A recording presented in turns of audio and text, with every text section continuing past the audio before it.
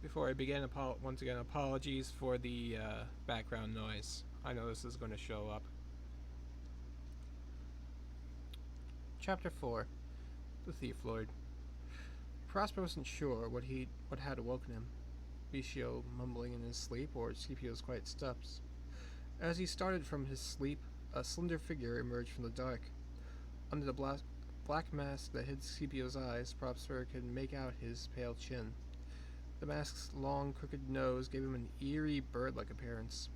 Similar masks had once been worn by the doctors of Venice, but at the time when the Black Death had raged through the city more than 300 years ago, the Birds of Death, people called them. Smiling, the thief lord pulled the creepy thing from his face. "Hi, Prop." Scipio let the light of his flashlight wander over to the other sleeping faces. "Sorry I got so late." Prosper pushed Bo's arm carefully from his chest and sat up. "One day you're going to scare someone to death with that mask," he said quietly. "How did you sneak in here? We bolted everything really well this time." Scipio shrugged. He ran his slender fingers through his long, raven black hair, which he usually wore in a ponytail.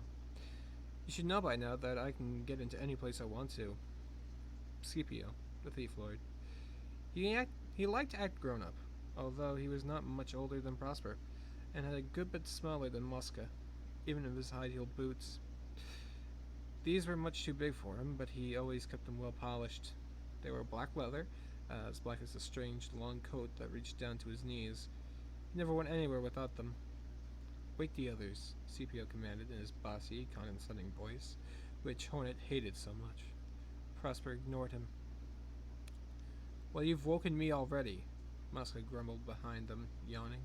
He pushed himself up from among his fishing rods. "Don't you ever sleep, thief lord?" Scipio didn't answer. He strutted like a peacock through the auditorium while Hornet and Mosca nudged the others awake. I see you've done some clearing up," Scipio called out. "Excellent. The place looked like a pigsty last time." "Hey, Scip." Bo scrambled so quickly out of his sleeping bag that he nearly fell over his own hands. Barefoot, he ran towards Scipio. Bo was the only one who could call the thief lord Scip without getting an icy stare in response. "What'd you steal this time?" he asked excitedly, jumping around Scipio like a puppy. Smiling, the thief lord slipped a black sack from his shoulder. "Did we check out everything properly this time?" Riccio asked humbly, crawling out from underneath his stuffed animals. "Come on, tell us." "He'll start kissing his boots soon," Hornet grumbled so quietly that only Prosper heard it. "I, for one, would be happy enough if the fine gentleman didn't turn up so often in the middle of the night." She frowned at Scipio while she squeezed her spindly legs into her boots. "I had to change my plans at short notice," Scipio announced, as they all assembled around him. He threw a folded newspaper toward Riccio. "Read, page 4, at the top." Eagerly, Riccio kneeled down on the floor and started leafing through the large pages. Mosca and Prosper leaned over his shoulders. Hornet stood a little way away and played with her braid. "Spectacular break-in at the Palazzo Contarini." I swear foreign languages are going to get me. "Spectacular break-in at the Palazzo Contarini," Riccio read haltingly. "Valuable jewelry and various works of art stolen. No trace of the perpetrators." He raised his head in response. "Contarini? Well, we watched the Palazzo Pisani." Scipio shrugged. "So? I changed my mind. The Palazzo Pisani comes later. It won't run away, will it? And the Palazzo Contarini," he dangled the sack in front of Riccio's face, "had a few worthwhile things in it, too." He enjoyed the attentive faces around him for a moment, and then sat down cross-legged in front of the starry curtain. He poured the contents of the sack on the floor in front of him. "I've already sold the jewels," he explained as the others stepped forward reverently. "I had to pay off a few debts, and I also needed new tools, but here, these are for you." On the floor, sparkling in the dim light, lay a couple of silver spoons, a medallion, a magnifying glass with a silver snake coiled around its handle, and a pair of golden tongs, set with tiny precious stones with a handle shaped like a rose. Bo, wide-eyed, leaned over Scipio's haul. Carefully, as if the treasures could crumble in his small hands, he picked up piece, one piece after another, felt it, and put it back. Is it all real? He asked, looking at Scipio. Scipio just nodded. Pleased with himself and the world, he stretched his arms and lay down on his side. So what do you say? I am the Thief Lord, or not? Riccio just nodded dumbfoundedly, and even Hornet couldn't hide the fact that she was quite impressed. Boy, one day they are going to catch you, Muska murmured, staring fascinated at the serpentine magnifying glass. No way. Scipio rolled onto his back and looked up at the ceiling. Although I have to say it was quite a close call this time. The alarm system was not as old-fashioned as I expected, and the lady of the house woke up just as I snatched the medallion from her bedside table. But I was on the roof of the house next door faster than she could climb out of her bed. She winked at Bo, who was leaning against his knee, looking at him awestruck. What are these for? Hornet asked, holding up the rose tongs. For pulling hair out of your nostrils. Hell no! Scipio pushed himself up and snatched the tongs from her fingers. Those are sugar tongs. How do you know all this stuff? Riccio gave Scipio a look between admiration and envy. You grew up in an orphanage just like me, but the nuns never told me anything about sugar tongs or stuff like that. Well, it's been a while since I ran away from the orphanage, Scipio answered, brushing the dust from his black coat. And furthermore, I don't bury my nose in comics all day. Riccio stared at the floor in embarrassment. I don't only read comics, said Hornet, putting her arm around Riccio's shoulder. And I've never heard of sugar tongs. Even if I had, I wouldn't be stupid enough to get all stuck up about it. Scipio cleared his throat, avoiding Hornet's look. Finally, he said more gently, I didn't mean it, Riccio. You can get through life perfectly well without knowing what sugar tongs are. But I can tell you, this little thing is worth quite a bit. So this time, you'd better get a decent price from Barbarossa. Understood? Can you also tell us how, then? Mosca exchanged helpless glances with the others. We really tried last time, but he's just too smart for us. They all looked at Scipio remorsefully. Ever since he had become their provider and their leader, it had been their job to turn the loot into money while he took care of the stealing. Scipio had told them who to go to, but he left the haggling to them. The only person in town who would do business with a gang of kids was Ernesto Barbarossa, a fat man with a red beard.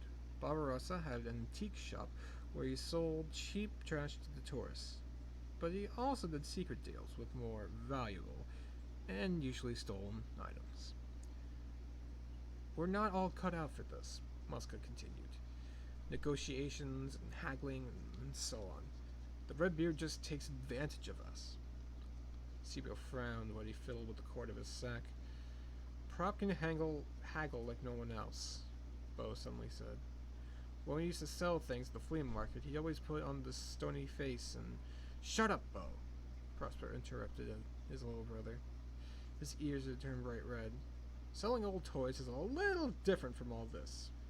He nervously took the medallion out of Bo's hand. Well, what's so different? Scipio scrutinized Prosper's face as if he could read there whether Bo had been right or not. Well, I'd be glad if you dealt with a forest prop, Muska said. Yes. Hornet shuddered. The Redbeard gives me the creeps every time he looks at me with his little piggy eyes. I always think he's secretly laughing at us, or that he's going to call the police or something. I can't wait to get out of this shop. Prosper scratched himself behind the ear, still looking embarrassed. If you think so, he said, I could probably haggle pretty well, but Barbarossa is crafty. I was there last time when Moscow sold him the older stuff. Try it. Scipio jumped up and hung the empty sack over his shoulder. I've got to go. I have another appointment to keep tonight, but I will be back tomorrow. He pulled the mask over his eyes. Sometime in the late afternoon. I want to hear what the Redbeard paid you for these things here. If he offers you... He cast a thoughtful look over his loot. Well, if he offers you less than 200,000 lire, then just bring the stuff back here for the time being. 200,000! Rishio's mouth stayed open. These things are definitely worth much more, Prosper insisted. Scipio turned around and just said, Probably. He looked quite scary again, with the long black bird nose. The naked lights cast his shadow massively on the movie theater's walls. See ya, he said. He turned once more before vanishing through the musty curtain. Do we need a new code word? No. The answer came very quickly and in perfect harmony. Fine. Oh yes, Bo. Scipio turned around again. There's a cardboard box behind the curtain. There are 2 little kittens in there. Someone wanted to drown them in the canal. Look after them, will you? Good night, everybody.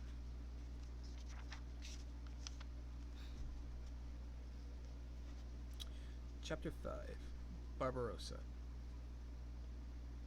The shop where so much of the thief lord's loot had been turned into money lay in a small alley not far from the Basilia San Marco. Next door to it was the Pastiera, with pastries and cakes of all shapes and sizes in its windows. Come on, Prosper grumbled at Riccio, who was pressing his nose against the shop window. Reluctantly, Riccio let himself be dragged away, his head still swimming with the scent of the sweet almonds. Barbarossa's shop didn't exactly smell as nice. From the outside, it didn't look any different from all the other junk shops in Venice. The glass front was painted with ornate letters. Ernesto Barbarossa, Ricordi di Venezia, Souvenirs of Venice. In the window itself, there were vases and candlesticks surrounded by little gondolas and glass insects, laid out on threadbare velvet drapes. Thin china plates were crammed next to piles of old books, and pictures in tarnished silver frames lay next to cheap paper masks. Barbarossa stocked whatever anyone could desire, and if something particular wasn't on show, then the Redbeard would get a hold of it, by crooked means if necessary. Dozens of glass bells chimed above his head as Prosper opened the shop door. Inside, a few tourists stood among the crammed shelves, whispering as solemnly as if they were in a church. They seemed awed, either by the chandeliers that hung from the dark ceiling, or by the countless candles that burned everywhere in their heavy shelters. With bowed heads, Prosper and Riccio pushed past the tourists. A man was holding a statuette that Mosca had sold to the Redbeard 2 weeks prior. When Prosper saw the price tag underneath his plinth, he nearly knocked over a large statue in the center of the shop. Do you remember how much Barbarossa paid us for that figure there? He whispered to Riccio. No, you know I can't remember numbers. Well, that number has now got 2 more zeros on the end of it, Prosper whispered. Not a bad deal for the Redbeard, is it? He stepped up to the counter and rang the bell next to the register. Riccio made faces at the masked lady smiling down at them from a large painting on the wall. This was his regular joke, for behind the lady's mask was a peephole, through which Barbarossa kept an eye on his customers. A few seconds later, the beaded curtain behind the counter tingled into life, and Ernesto Barbarossa appeared in person. The Redbeard was a very fat man, but Prosper was always amazed at how nimbly he could move through his crammed shop. I hope you brought some decent goods this time, the man murmured disdainfully, but the boys noticed how he stared at the bag in Prosper's hands, like a hungry cat eyeing up a fat, juicy mouse. I think you'll be interested, Prosper answered. Riccio said nothing. He was staring at Barbarossa's ginger beard as if he expected something to crawl out of it at any moment. What are you looking at, you little ferret? The Redbeard cursed. Oh, I... Riccio began to stutter. I was just wondering whether it was real. The color, I mean. Well, of course it's real. Are you saying I dye my beard? Barbarossa growled at him. You gnomes get some strange ideas. He stroked his beard with his fat, ringed fingers. Then he nodded discreetly in the direction of a couple of tourists that were still standing by the shelves, whispering to each other. I'll get rid of them as quickly as possible, he muttered. Go ahead into my office, and don't even think of touching anything. Clear? Prosper and Riccio nodded. Then they disappeared behind the beaded curtain. Barbarossa's office looked completely different from his shop. There were no chandeliers, candles, or glass insects. The windowless room was lit by a neon light and was completely bare, except for a big desk with a massive leather armchair behind it, two guest chairs, and a few high shelves stuffed with meticulously labeled boxes. A poster from the Museo di Accademia hung on the white wall behind the desk. There was also an upholstered bench placed underneath Barbarossa's peephole. Riccio climbed up onto it and peered into the shop. You've got to see this prop, he whispered. The Redbeard is purring around those tourists like a fat tomcat. I don't think anyone has ever escaped this shop without buying something. Or without paying far too much for it. Prosper placed the bag with Scipio's loot on one of the chairs and looked around. He definitely does it, Riccio murmured without taking his eye from the people. I bet Hornet 3 comics that he does. Barbarossa's head was as bald as a glitter ball. His beard, however, grew thick and frizzy and was the color of fox fur. I think there's a bathroom behind that door, whispered Riccio. Have a look and see if he's got any hair dye in there. If I have to. Prosper crossed the narrow passage and put his head around another door. Wow, there's more marble here than in the Doge's palace, Riccio heard him say. This is just about the classiest bathroom I've ever seen. Riccio pressed his eye against the peephole. Prosper, get out of there, he called under his breath. The Redbeard is finished with the customers, and he's locking the door. He dyes it, Riccio, Prosper called. The bottle is right here, next to his smelly aftershave. Ugh, that stinks. Should I dye a bit of TP as evidence? No, get out of there. Riccio jumped off the bench. Quick, he's coming back, darn it. The bearded curtain. The bearded curtain. The beaded curtain announced Barbarossa as he entered the office. Prosper and Riccio were sitting in front of his desk, wearing the most innocent of faces. I'm going to have to deduct the money for a glass beetle, the burly Redbeard announced as he let himself fall into his vast armchair. Your little brother, he gave Prosper a disapproving look, broke it last time. He did not, Prosper protested. Oh, yes he did, Barbarossa replied without looking at him. He took a pair of glasses from his drawer. So what have you got for me today? I hope it's not just fake gold and inferior silver spoons. With a stony face, Prosper emptied his bag onto the desk. Barbarossa leaned forward. He took the sugar tongs, the medallions, the magnifying glass, one by one, and turned them in his pudgy fingers. He inspected them from every angle, the boys watching him closely, his face showing nothing.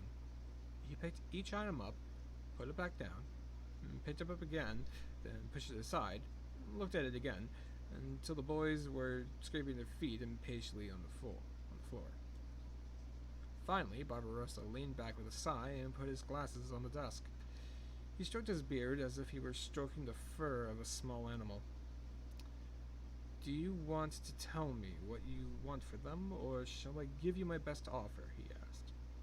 Prosper and Riccio exchanged a quick glance. Give me your offer, came Prosper's answer. He tried to look as if he knew exactly what Scipio's loot was worth. My offer? Barbarossa paused. He put his fingertips together and closed his eyes. Well, I admit, there are a couple of quite decent items you have here, so I'll offer you... He opened his eyes again. 100,000 lire. And I'm still doing you a favor. Riccio held his breath. He imagined all the cakes he could buy for 100,000 lire. mountains of cakes. And just wants to pull apart a beard and hide in it. No. But Prosper shook his head. He looked Barbarossa straight in the eye and said, "No, 500,000, or the deal's off." For a split second, Barbarossa couldn't hide his surprise. But he regained his composure and conjured an expression of honest outrage. "Have you lost your mind, boy?" he bellowed. "Here I am, making you a generous offer. Far too generous. And you go and make outrageous demands? Tell the thief lord never again to send such impertinent kids if he wants to continue doing business with Ernesto Barbarossa." Riccio looked worried. Prosper just got up and silently putting the loot back into his bag. Barbarossa watched him calmly, but when Prosper reached for the sugar tongs, he grabbed his hand so quickly that the boy gave a start. "You're a smart fellow. A bit too smart for my taste. The thief lord and I have done good business so far, and I'll give you 400,000 lire for the lot, although most of it is junk. I like the tongs. Tell the thief lord, if he offers me more stuff like that, we will definitely stay in business together, even if he insists on using such rude errand boys." He looked at Prosper with a mixture of anger and respect. "One more thing." He cleared his throat. "Ask the thief lord if he would take on a job." The boys looked at one another. "A job?" Barbarossa shuffled the papers together. "One of my most important clients is looking for a talented man who will, let's say, fetch something for him. Something my client wants rather badly. As far as I've gathered, the item is here in Venice. Should be child's play for someone." Barbarossa twisted his face into a scornful smile. "Who likes to call himself the thief lord, shouldn't it?" Prosper didn't answer. The red beard had never seen Scipio, and so he probably thought he was dealing with an adult. He didn't have the faintest idea that the thief lord was just as young as his messengers. This didn't seem to bother Riccio, who said, "Sure, we'll ask him." "Excellent." Barbarossa leaned back in his armchair with a smug smile. He was holding the sugar tongs in his hands, tenderly stroking their curved handles. "If he wants to take on the job, tell him to send one of you with his answer. I will then arrange a meeting with my client." He lowered his voice. "The payment will be very generous. My client has assured me of that." "As Riccio said, we'll ask him," Prosper repeated. "But now we would like to have our money." Barbarossa burst out laughing. Riccio nearly jumped out of his chair. Yes, you will get your money," the Redbeard panted. "Don't worry. But get out of my office. Do you really think I would open my safe with you little thieves watching me?" "What do you think? Will Scipio take the job?" Riccio whispered to Prosper as they leaned against the counter, waiting for Barbarossa. "It's probably best not to tell him about it at all," Prosper answered. He looked intently at the portrait of the masked lady. "And why not?" Prosper shrugged. "Don't know. It's just a feeling. I don't trust the red beard. I was promised words, so I have come for words." "Well, you came to the right place. I've sent plenty of them so far." Just then, Barbarossa pushed himself through the tinkling beaded curtain. "There you are," he said. He held a thick wad of bills to them. "But don't get robbed on your way home now. All those tourists out there with their cameras and bulging wallets attract thieves like flies." The boys ignored the old crook's grin. Prosper took the money and looked at it, uncertain what to do.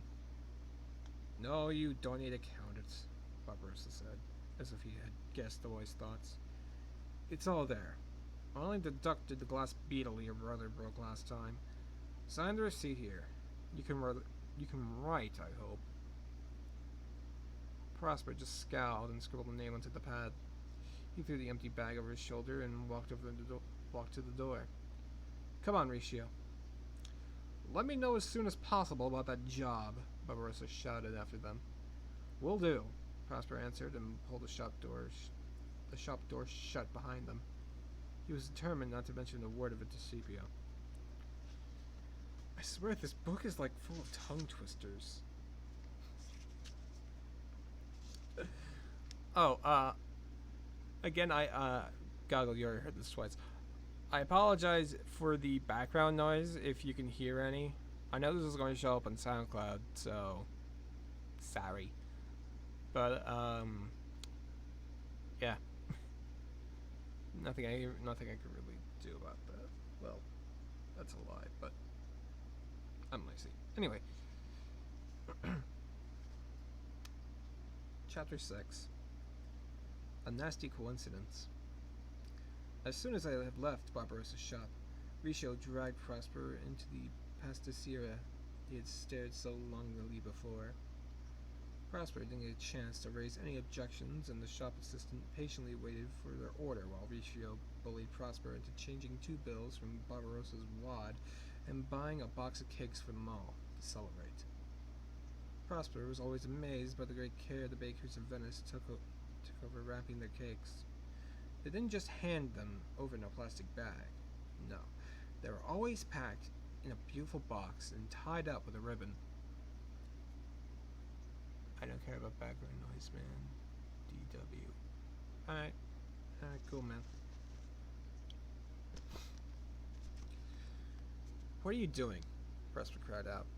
He took the box from Riccio. I thought this was for the others as well.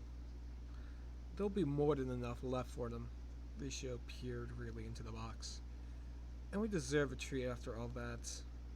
Madonna, no one has ever managed to get a single lira more out of the red beard than he wanted to pay. And now he's just giving you 4 times what he first offered us. Even I can work that out. Scipio will never let anyone else sell his loot again. Well, I think those things were probably worth even more. Prosper took one of the cakes. It was dusted generously with powdered sugar, which spilled down on his jacket with the first bite. The tip of Riccio's nose was already covered in chocolate. Anyway, we could definitely use the money, Prosper continued.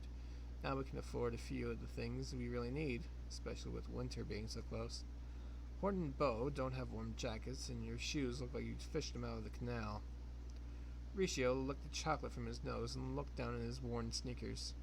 Why, they're okay, he said. But perhaps we could buy a small second-hand TV. Mosca could get it connected somehow. You've got to be joking. Prosper stopped in front of the shop selling newspapers, postcards, and toys. He and Bo had already sold any toys they had with them when they ran away, and his brother didn't even have a stuffed animal, apart from the sorry-looking lion that Riccio had given him. What about getting Bo those Indians there? Riccio put his sticky chin on Prosper's shoulder. They would go well with the court cowboys Horton made for him. Prosper frowned.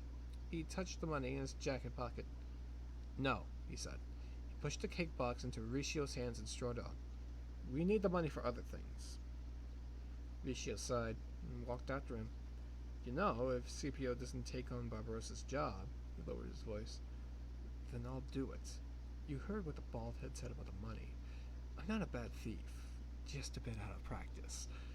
And I'd share the loot with everyone. Bo could get his Indians, Hornet could get some new books, and Mosca could get the paint for that boat he's been going on about so much. I'd get a little TV, and you... He gave Prosper a curious look. Actually, what would you want? I don't need anything. Prosper hunched his shoulders as if a cold draft has gone down his neck. He looked around uneasily. Just stop talking about stealing things. Have you forgotten how they nearly caught you last time? Yes, Ringo. Oh my god. Yes, Riccio said angrily. He really didn't want to remember that. He gazed after a woman with huge pearl earrings. Lord. Prosper added, and you won't tell Scipio about this job. Agreed? Riccio stopped. Don't be an idiot. I don't understand what's the matter with you. Of course I'll tell him. How can this be more dangerous than breaking into the Doge's palace? A young couple holding hands suddenly turned around, and Riccio quickly lowered his voice. Or into the Palazzo Contarini. I feel like I'm always going to fuck that up. Contarini. Prosper shook his head and walked on. He wasn't quite sure himself why he didn't like Barbarossa's offer. Lost in thought, he walked around two women who were arguing noisily in the middle of the street, only to walk straight into a man who had just stepped out of a bar with a slice of pizza in his hand. The man was small and stocky. A piece of cheese clung to his thick walrus mustache. He spun around angrily, and then stared at Prosper as if he'd seen a ghost.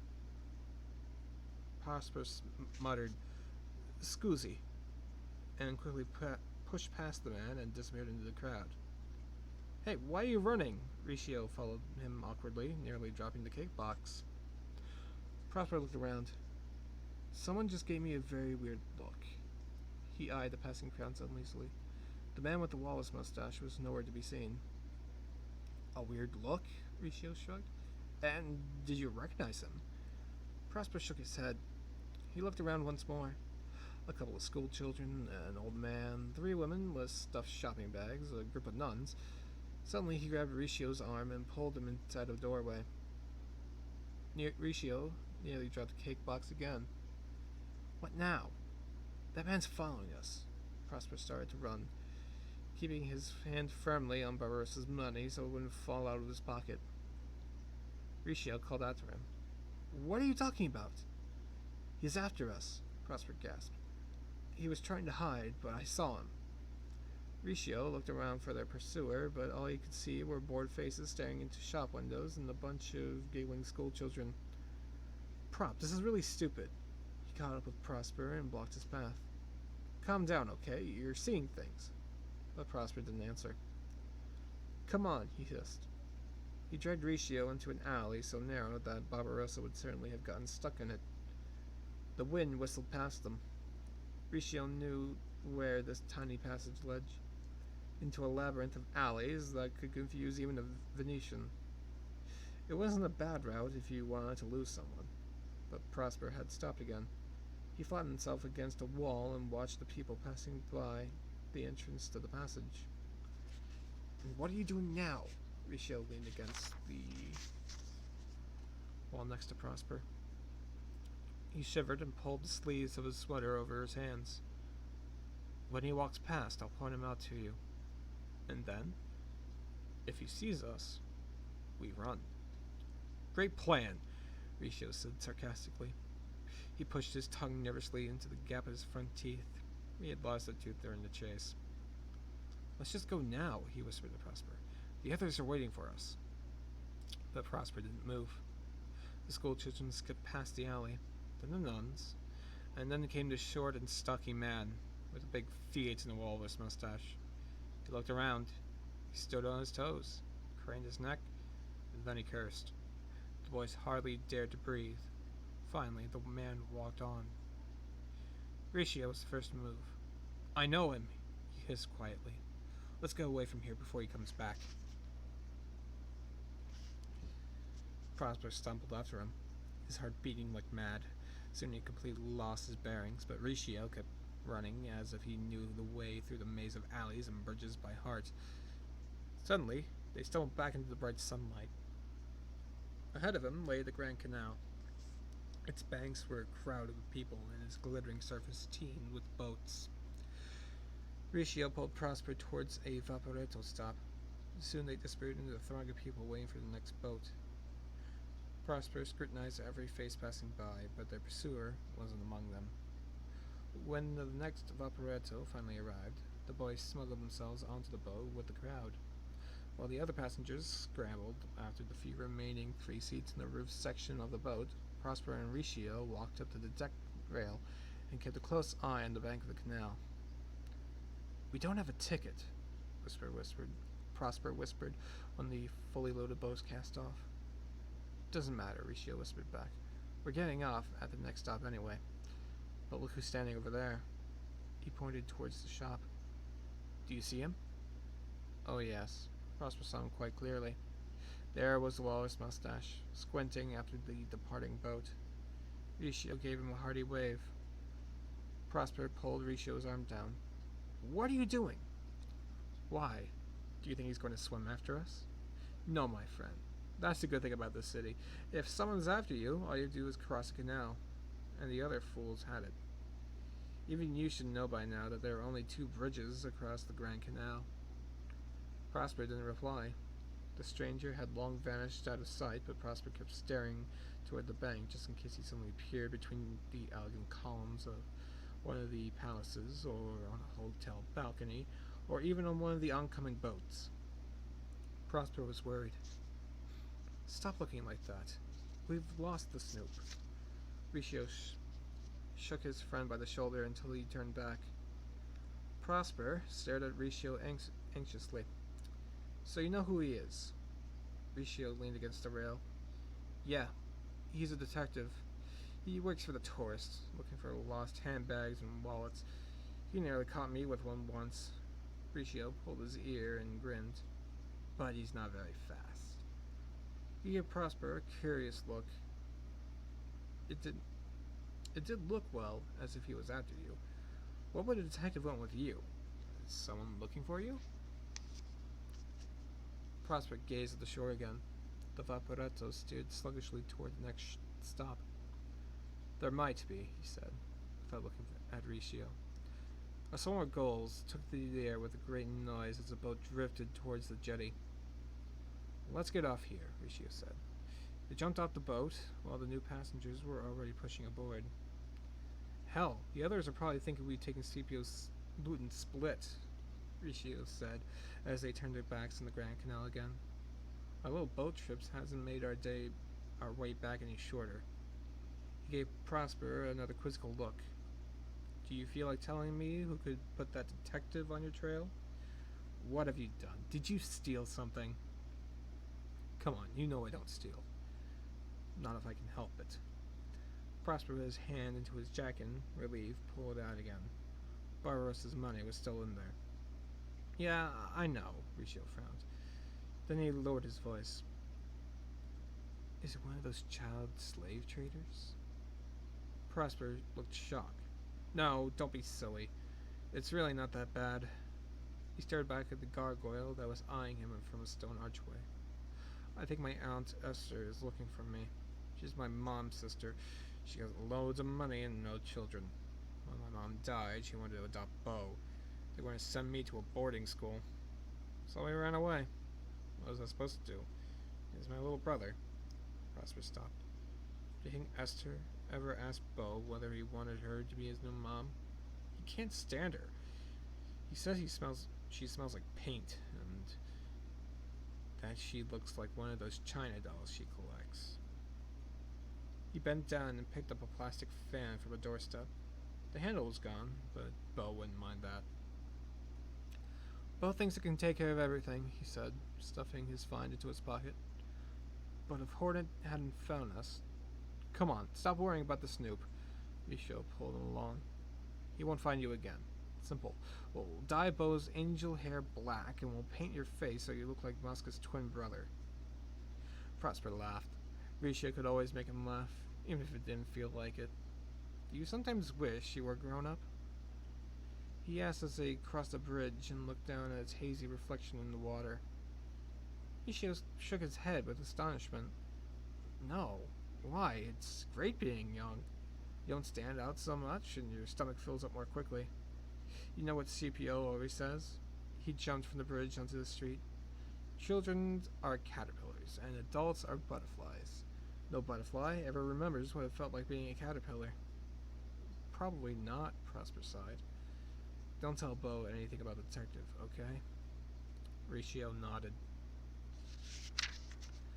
Let's see. Oh, Chapter 7's really short, so I'm just going to read that, and then I think I might switch over to a game or something. Chapter 7. Bad luck for Victor. Once Victor realized that Prosper had gotten away, he kicked the nearest wooden post he could find, sprained his foot, and then hobbled home. He kept muttering to himself most of the way. People turned their heads, but Victor didn't notice. Like a lousy amateur, he grunted. Just let that boy shake you off like a stupid amateur. And who was the other one? Too big to Too big to be his little brother. Darn it, and darn it again. The boy stumbles right into your arms and you let him get away.